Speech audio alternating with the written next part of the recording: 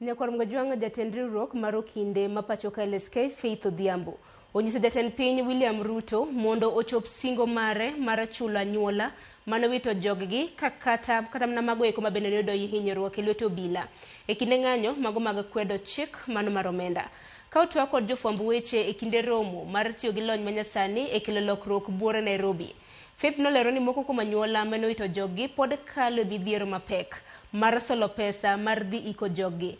Kata doko ni Ruto ne osingo mar miyo gi chudo jumbe 2 mokalo. Bendo se jatend jomin weche mano Renson Igonga kuom bolo lwete ni ok onyal mako bura e doho ne obila majendeke mano chilo rowere kod magina e kinde ng'anyo kaluwore ni gionge neno moromo. Ka onyise mondo oti kod teko mar chik momiye e choko neno mar tero obilago e doho. The reason why he does not have those statements is because they have not facilitated an environment that people can actually report. And most importantly as well is that the head of state spoke in his last speech saying the way they will support these families, ensure they get compensation.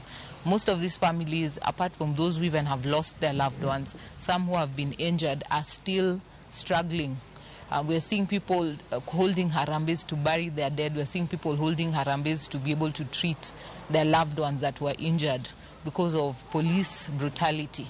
Let us actually see tangible action. Let us see the head of state coming out and setting, even if it's a kitty, or how will they ensure that they'll compensate most of these victims, because the reality is the current environment and the consistent conduct of the National Police Service to use excessive force and the issue of the continued disappearances does not give people confidence in the National Police Service.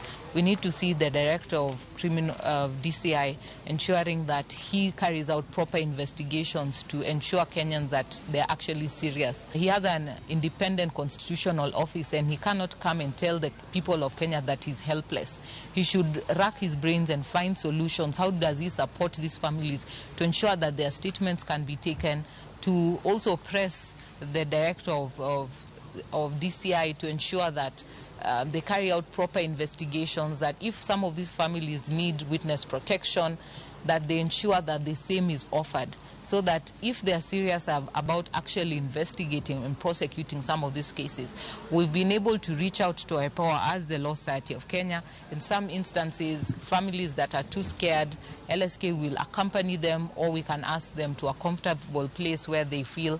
We invite IPO and LSK goes there as well.